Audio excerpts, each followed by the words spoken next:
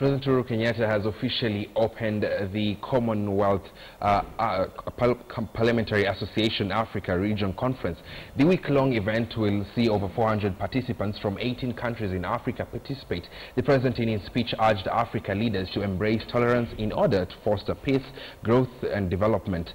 The president urged participants to formulate modern methods of coping with the 21st century problems for better Africa. Reporter Timothy Otieno joins us live from Safari Park for the latest updates.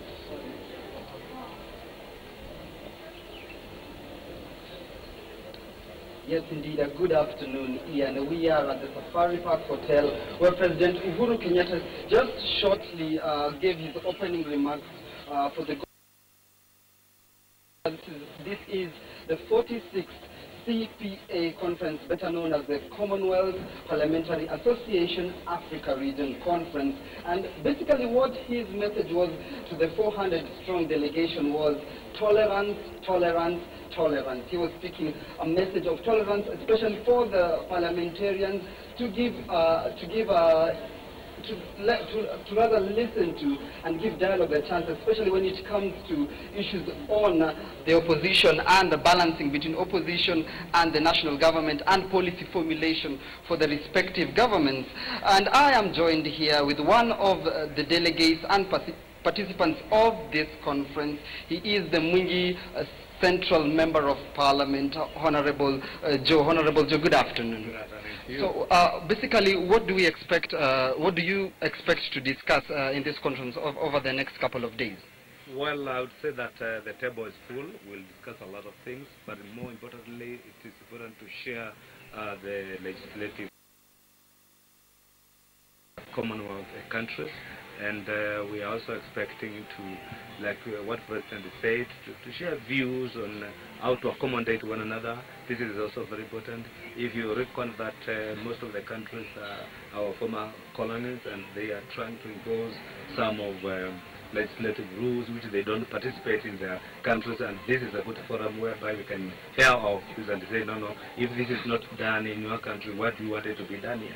You remember when we were changing our constitution, we borrowed a lot from Western, and most of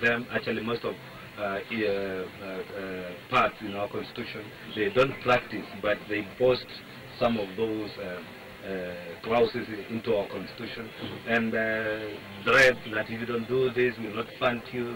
So these are the issues we want to discuss, and as you know that the parliament is a very important institution in any country, because it is where laws are made. And like President has said, that it is also important also to tolerate one another. You know, we are in a multi-party democracy era, whereby we have members from different political parties. It is always important to listen what other person has to offer, not necessarily that this person belongs to your party, so that you can agree with them, and for parents, and so many other things we need to discuss. And once we do this, then we transform and we transfer what we are getting from this conference to our colleagues and to our other members. Yeah, indeed. Another important issue that was discussed at the conference,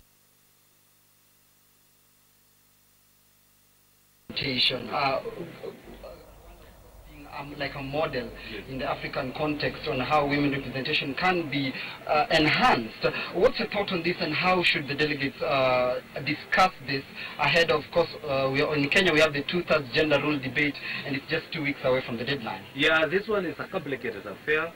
Yes, in Kenya we have a 2/3 gender deadline, actually, which is becoming a little bit too difficult to achieve, because this is an elective position, as you know.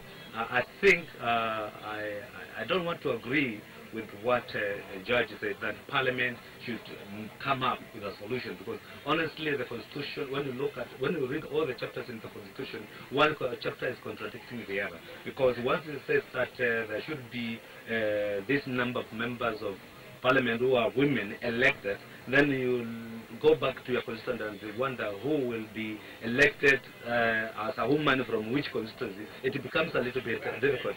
However, we can come up with a solution and find out how to get these numbers. And as you know, I've been championing to have at least to reduce the number of members of parliament, to reduce the number of counties. This is what I've been trying to push through because of the lot of wage deal which actually we are experiencing today. And if we can sit down and come up with a good formula which will give everyone a chance to hear their views, I'm sure we can come up with something which will be good for our country, because at the end of the day we don't have to copy and paste what other people are doing. We need to do what is good for our country. Thank you very much, Honorable Member. Thank you.